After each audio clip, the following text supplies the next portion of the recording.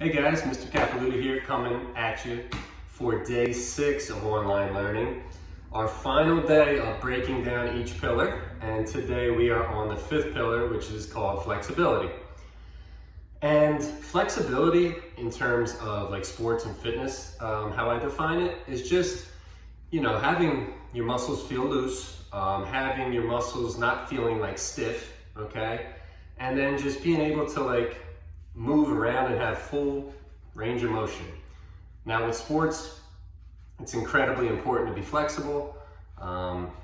Any sport you think of, flexibility plays a huge role. Whether it's being a hockey goalie or maybe a football wide receiver, having a crazy range of motion, be able to catch any ball near you, or just anything. I won't spend too much time talking about each sport, each thing that you could be flexible, how that can help you. So just think about it on your own, but definitely want to break this down a little deeper. And for flexibility, if you remember in the beginning, I said that each word has a couple different meanings and each word is placed strategically. Now, flexibility is the last pillar, and it's the last thing we do in our practice, because when you are wanting to stretch or loosen up your muscles, it's good for your muscles to be warmed up. Okay, so when we go through our whole series, this gets your muscles loose. It gets your heart rate up a little bit, feeling good at the end, and you get to loosen up your muscles. So it's also cool because we're on the ground for flexibility, and after our workout, we might be tired. So you might want to, it might feel good to be on the ground and to just kind of be having a cool down. And so that's why it's last. And flexibility for me is kind of it's personal for me, because I want to tell you a quick story here. When I was 19, I dove in a swimming pool and I broke my neck. And I was in a neck brace for 12 weeks. And, after I got the neck brace off, I was, stiff up there. When you're not moving around for 12 weeks, those muscles, when you don't use them, they get stiff. And plus there was an injury back there, so there's all different kinds of stuff going on back there.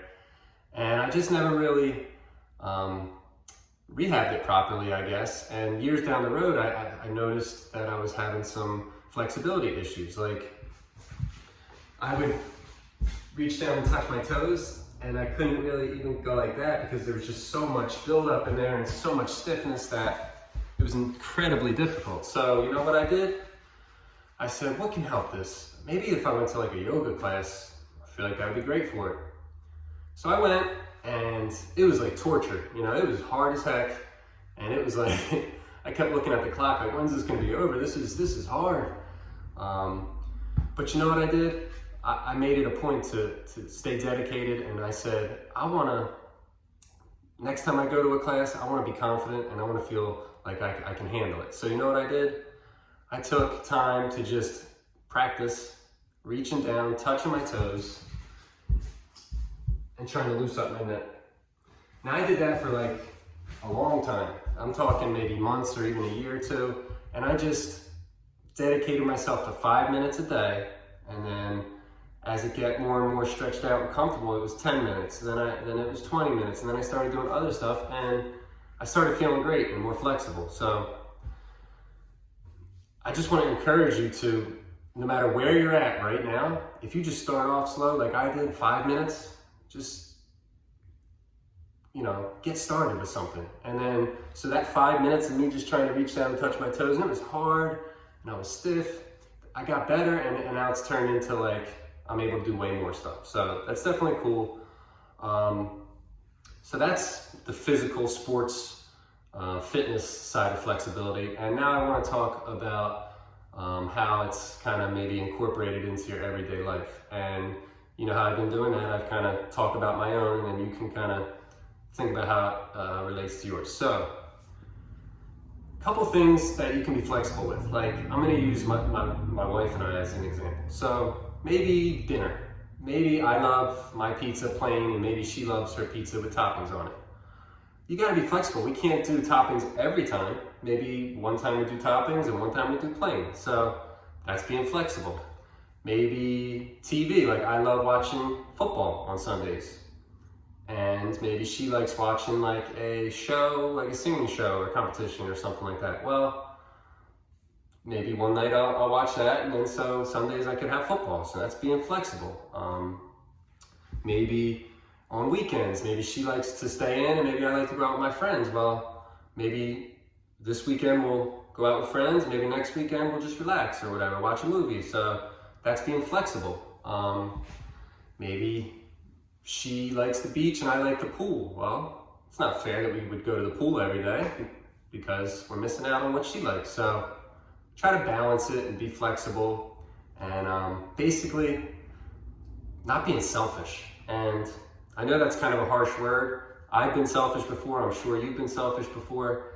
It's important not to be selfish because if you always want to get your way, when you don't get your way, you might not be able to like handle it properly, or you might get really mad or upset or kind of in a bad mood. And it's like, it's definitely going to happen one day when you're not going to get your way, and you just kind of got to be able to be unselfish, flexible, and kind of compromise and kind of meet in the middle somewhere.